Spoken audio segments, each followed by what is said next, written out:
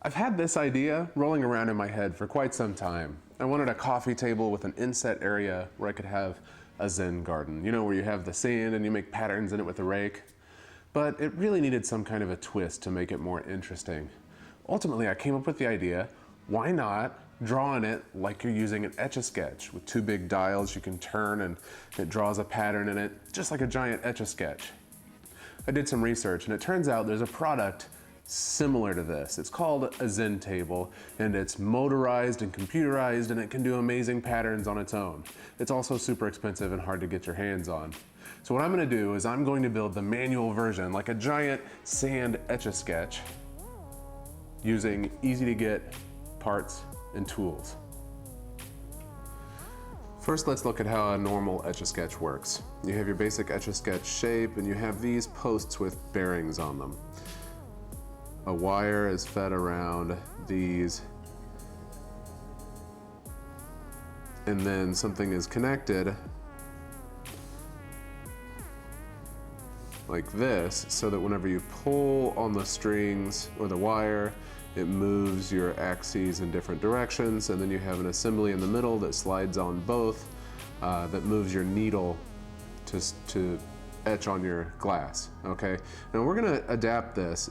We're gonna use a similar idea, but instead of a needle scratching in the sand, we're gonna hide all of this underneath our table and use a magnet to move a steel ball, okay? So here's the base level of our table. We'll have a magnet under here, that's magnetic waves, and a steel ball on the top that will be moved like that. It'll push the sand out of the way, and that's how we'll actually draw on the sand. Now for my assembly, I'm gonna try some stuff here, okay? So this is a basic piece of 2 foot by 4 foot plywood. I'm gonna try putting, I'm gonna measure my legs. I have some legs that will mount like this. You can put any legs you want on it. I'm only gonna be using the area in between the legs. So I'll measure my legs, and then what I'm gonna try doing is putting a single post at the 4 corners. Now each one of these posts will be 2 levels because I have 2 axes to work on. And what I'll do is I'll take a piece of plywood, here's the side view, I'll put a bolt through it like this. That's a bolt.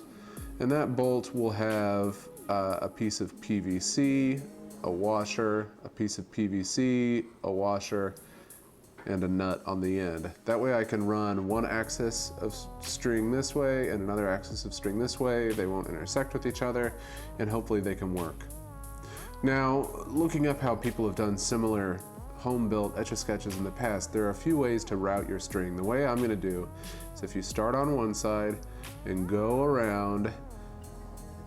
Now, if I just did a complete loop, if you pulled on one side, this would go down and this would go up.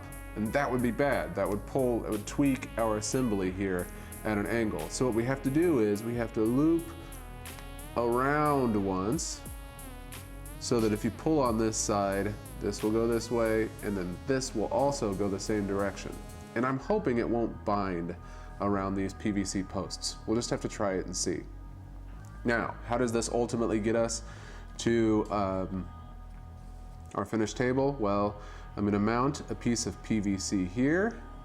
I'm gonna do the same thing on the other axis and mount a piece of PVC here.